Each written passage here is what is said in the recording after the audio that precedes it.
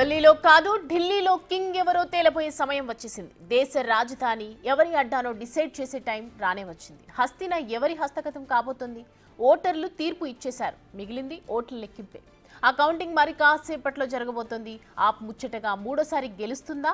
27 ఏళ్ల బీజేపీ అధికార దాహం తీరుతుందా? కాంగ్రెస్ సత్తా చాటుతుందా అనేది మరికొన్ని గంటల్లో తేలనుంది.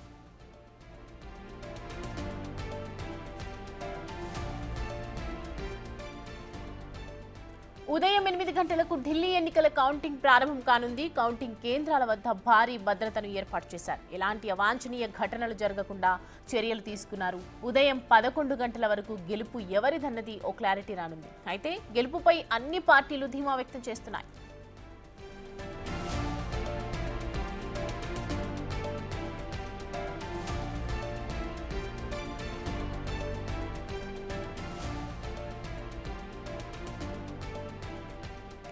అధికారాన్ని మరోసారి నిలుపుకునేందుకు ఆమ్ ఆద్మీ పార్టీ ఈసారి హామీల డోస్ను ఎవరు ఊహించినంతగా పెంచింది. ఢిల్లీలో 26 ఏళ్లుగా పవర్లెస్ గా ఉన్న కమలం పార్టీ ప్రచారం చివరి రోజు ఏకంగా 22 రోడ్ షోలు నిర్వహించింది. కేంద్రంలో మూడోసారి అధికారం చేపట్టినా ఢిల్లీ అసెంబ్లీలో ఎందుకు పట్టు సాధించలేకపోతున్నామన్న ఆలోచన బీజేపీలో కనిపించింది.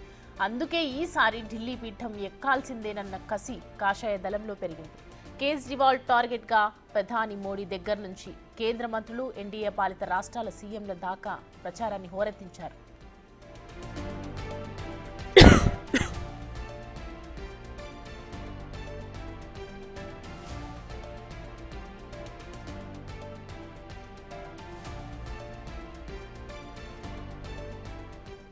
శీష్ మహల్ అంటే కేజ్రీవాల్ కట్టుకున్న అద్దాల మేడ సంగతి తేలుస్తామన్నారు. అటు 2013కు ముందు ఏకంగా 15 ఏళ్ల పాటు హస్తినలో ఏకఛత్రాధిపత్యంగా పాలించిన కాంగ్రెస్ మరోసారి పగ్గాల కోసం గట్టిగానే పోరాడింది. అయితే 2015, 2020 అసెంబ్లీ ఎన్నికల్లో ఒక్క సీటు కూడా కాంగ్రెస్ గెలవలేకపోయింది. ఇప్పుడు మాత్రం గేర్ మార్చి స్పీడ్ పెంచింది. సో 3 పార్టీల మధ్య ముక్కోనపు పోరాటం ముగిసి ప్రజా తీర్పు కోసం ఎదురుచూస్తూ ఉన్నాయి. దేశ రాజధానిలో ఎవరి జెండా ఎగురుతుందన్న ఉత్కంఠ ఇప్పుడు హాట్ టాపిక్ గా మారింది.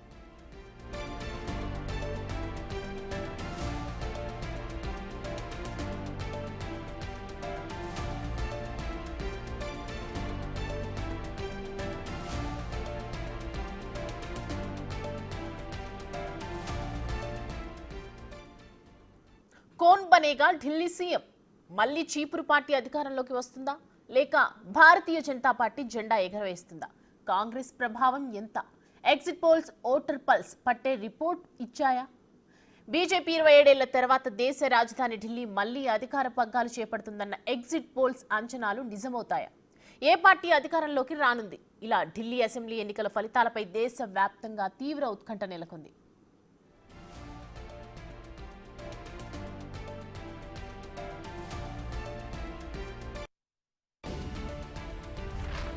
హస్తిన అసెంబ్లీ ఎన్నికల ఫలితాలు కాసేపట్లోనే వెలువడనున్నాయి. ఉదయం 8 గంటల నుంచి మొదలయ్యే ఎన్నికల కౌంటింగ్ కి అన్ని ఏర్పాట్లు చేశారు. ఫస్ట్ పోస్టల్ బ్యాలెట్ ఓట్లను లెక్కిస్తారు. తర్వాత ఈవీఎంలో నమోదైన ఓట్లను లెక్కిస్తారు. ఇక ఈవీఎంలో భద్రపరిచిన స్ట్రాంగ్ రూమ్లను ఉదయం 7 గంటలకు తెరవనున్నారు. అది కూడా ఆ నియోజకవర్గం నుంచి బరిలో నిలిచిన వివిధ రాజకీయ పార్టీలకు చెందిన అభ్యర్థుల సమక్షంలో మాత్రమే ఈ స్ట్రాంగ్ రూమ్లను రిటర్నింగ్ అధికారి తెరవనున్నారు. అనంతరం ఉదయం 8 గంటలకు ఓట్ల లెక్కింపు ప్రారంభం కానుంది. ఆ క్రమంలో తొలుత పోస్టల్ బ్యాలెట్స్ ను లెక్కిస్తారు. ఆ తర్వాత ఈవీఎంలో నమోదైన ఓట్లను లెక్కిస్తారు. ఢిల్లీ అధికార పీఠాన్ని ఎవరు కైవసం చేసుకుంటారనేది ఫిబ్రవరి 8వ తేదీ మధ్యాహ్నానికి తెలిసిపోనుంది.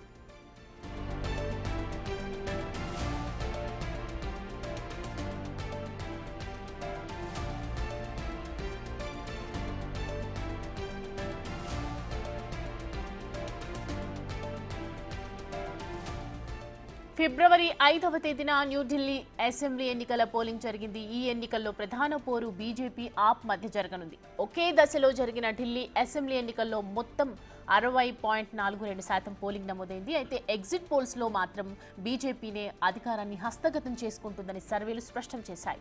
ఆప్కు ఎదురు దెబ్బ తప్పదనే అంచనాలు ఇచ్చాయి. అయితే ప్రజల తీర్పే అంతిమంగా నిలవనుంది. ఎగ్జిట్ పోల్స్ అంచనాలు నిజమై బీజేపీ గెలిస్తే చరిత్రలో ఒక మైలురాయిగా నిలిచిపోతుంది. లేదంటే ఆప్కి ఇది హ్యాట్రిక్ విజయం అని చెప్పొచ్చు. ఇక ఢిల్లీలో ఒక పార్టీ ప్రభుత్వాన్ని ఏర్పాటు చేయాలంటే కావాల్సిన మ్యాజిక్ ఫిగర్ 36.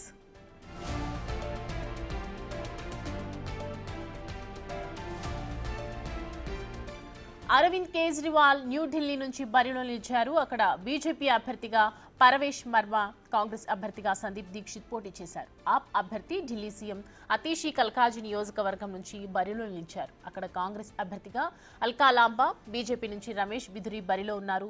జంగ్పురా స్థానంలో ఆప్ నుంచి మనీష్ సిసోడియా, బీజేపీ నుంచి తర్వీందర్ సింగ్, కాంగ్రెస్ నుంచి సింగ్ మర్వా బరిలో ఉన్నారు.